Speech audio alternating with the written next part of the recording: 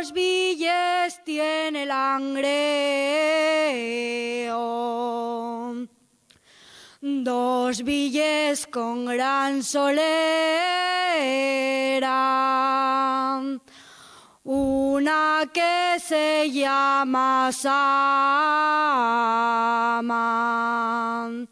y la otra la Felguera. Siempre fueron muy famosos por sus mines de carbón. El Candín en la Felguera